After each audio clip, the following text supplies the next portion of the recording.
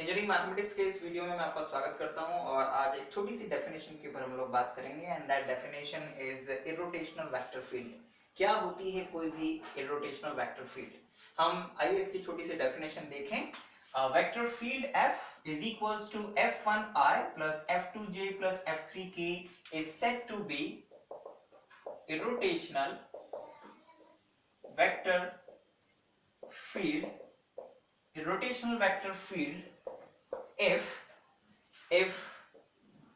curl of F is equals to 0.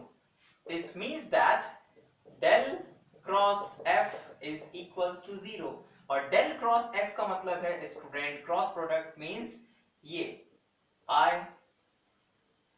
J K del by del X del by del Y del by del Z F1 F2 F3 इस determinant की value अगर 0 आ जाती है तो उस vector field F को हम irrotational vector field कहते हैं।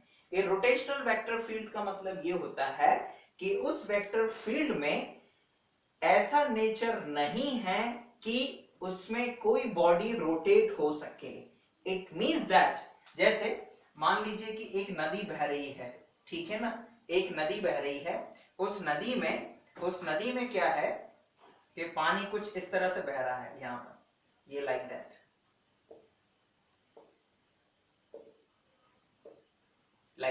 ठीक है ना। अब पानी की एक खासियत होती है कि उसके किनारों पर जो पानी होता है वो धीमी गति से बहता है और जैसे जैसे हम लोग सेंटर की ओर जाते हैं तो नदी के बीच में प्रवाह सबसे तेज होता है।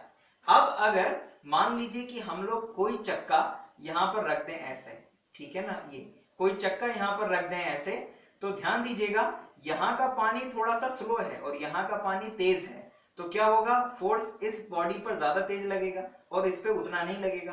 तो ये जो चक्का है ये ऐसे घूमने लगेगा लाइक दैट, ये क्लॉकवाइज डायरेक्शन में घूमने लगेगा। ठीक, मतलब कि वेक्टर फील्ड मतलब जो वेक्टर फील्ड है उसके इस पोर्शन में रोटेशनल प्रॉपर्टी है, मतलब कि यहां पर वेक्टर फील्ड इरोटेशनल नहीं है। अब जरा यहां पर बात करिए, अगर इस किनारे पर हम लोग चक्का रख दें तो यहां पर उसके ऊपर फोर्स ज्यादा लगेगा, इधर कम, क्योंकि यहां पर ये किनारे के टच में है, यहां पर पानी का फ्लो उतना तेज नहीं है जितना इस तरफ है।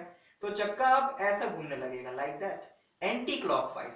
तो इट मींस दैट कि इस एरिया में भी वेक्टर फील्ड में रोटेशनल प्रॉपर्टी है। लेकिन अगर आप इस चक्के को यहां बीच में रख दें तो क्योंकि दोनों ओर बिल्कुल एक जैसा फोर्स लग रहा है तो चक्का बिना घूमे आगे बढ़ेगा, यानी कि नदी के बीच में जो वेक्टर फील्ड है उसमें रोटेशनल प्रॉपर्टी नहीं है।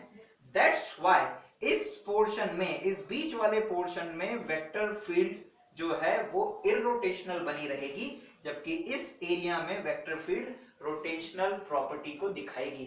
यानी कि अगर इन पॉइंट्स पर हम कर्ल की वैल्यू निकालेंगे f के लिए तो इट बिकम 0, जबकि यहां और यहां पर कर्ल की वैल्यू 0 नहीं आएगी। तो this is the irrotational property of any vector field student. I hope कि ये छोटी सी डेफिनेशन आप लोगों को समझ में आई होगी। और न्यूमेरिकल क्वेश्चन करने के लिए केवल आपको किसी भी फील्ड का कर्ल निकालना है, मतलब कि ये डिटरमिनेंट निकालना है। अगर वो 0 आया तो वो वेक्टर फील्ड इरोटेशनल है। Thank you very much for watching.